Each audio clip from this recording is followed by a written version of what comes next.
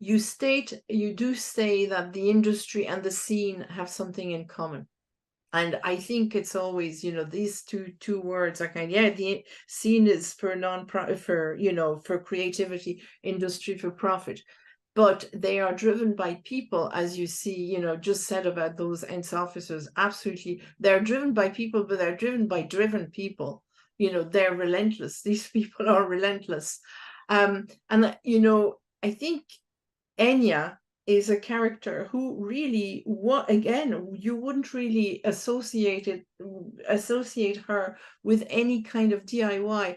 But I think it's, what you show in that chapter is that she really is punk, fits in the punk model in a way, because she just debunks any kind of ready-made ideas about her, and was very savvy about maybe keeping her private life to from her public persona.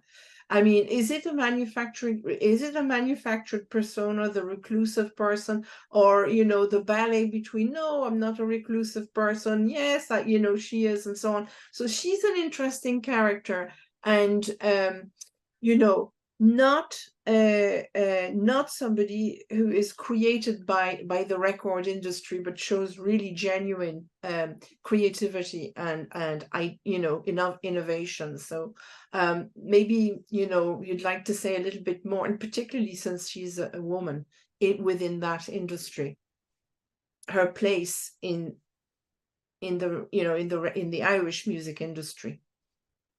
Okay, you mentioned punk and Enya in the same sentence. Now, I didn't, so that's on you. But it's a very, very interesting point. And one of the most interesting comments that I've got on the book is, I was going to skip the chapter on Enya because I'm not interested in her. But I read it, and it's the most interesting chapter in there. So people who thought, I know what I know about Enya, and I don't want to know anymore, and I don't find anything about Enya interesting. That suddenly changed, like it changed for me, when you start digging down. And Enya is absolutely, I deliberately took a quote from someone who's a central figure in the music industry saying, Enya wasn't created by the music industry, because this was an incredibly organic growth story.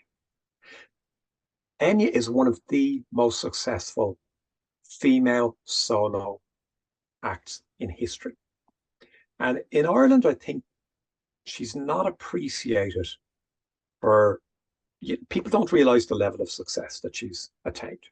That she's sold more records than Green Day in the States, like more records than Janet Jackson. People who'd be seen as superstars of their genre, and to me they are. But Enya is extraordinary because when you look at all the circumstances that needed to be in existence in order for this very introverted person to become a global superstar on her own terms. And again, that's quite uncommon that a woman in the music industry at that level of popularity, there hasn't been a single shred of compromise in any decision that she's made. Like, very, very few artists can say that. And it's because the Nikki and Roma Ryan, who are her, Nikki's the producer, this incredible producer who brought this artist into a sonic landscape that I think Enya didn't anticipate.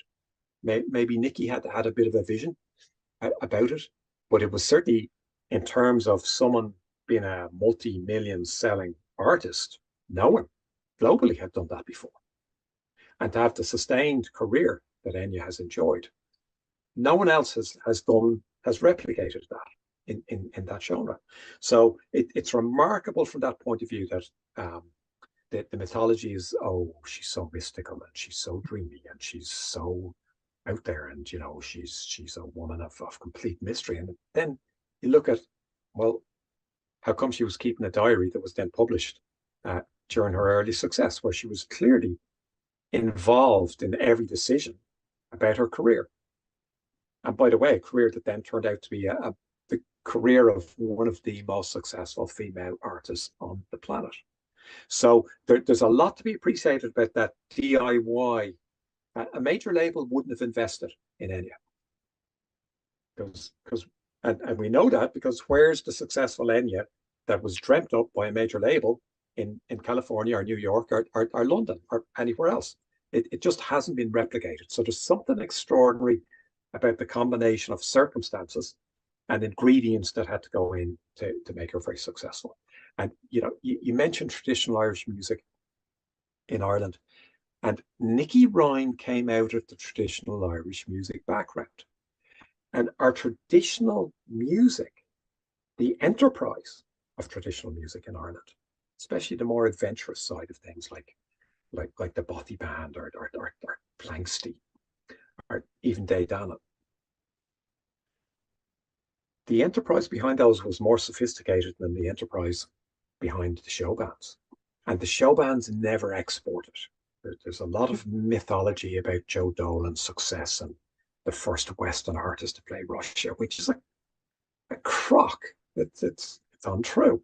Cliff Richard had played there before, but Cliff Richard didn't want people to know because it was, I'm only there because there's nothing else going on. Whereas over here was, oh, he's huge because he's played in Russia.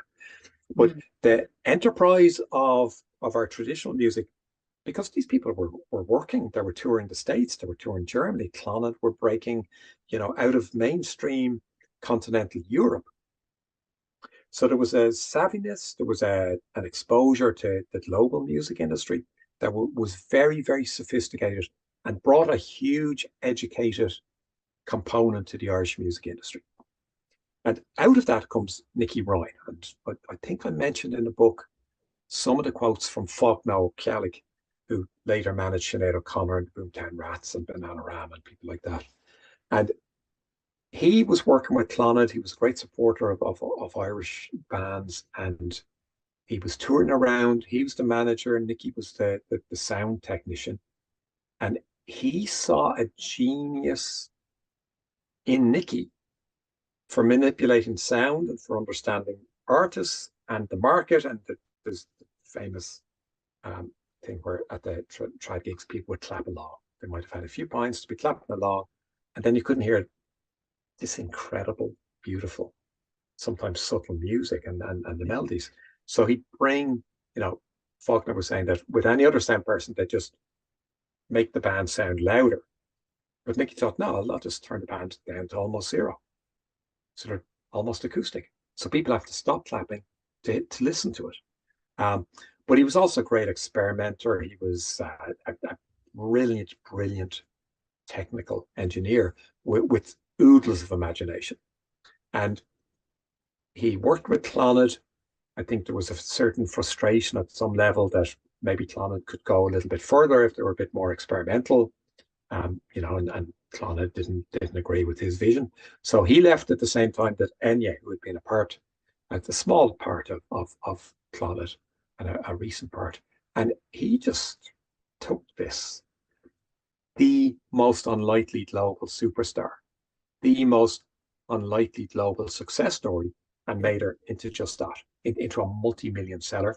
His wife Roma does the lyrics, and they've got this setup that's allowed an artist who doesn't even tour. Again, that's almost unprecedented for someone to sell that quantity of records, to not tour, not have to deal with all of the mess that goes on with life on the road, and who I genuinely think hasn't had to compromise on a single atom of anything to do with her career. And I think you say in the book as well that she's very clear about that fame and success are two different things. And she's been extremely clever in managing this concept, I think.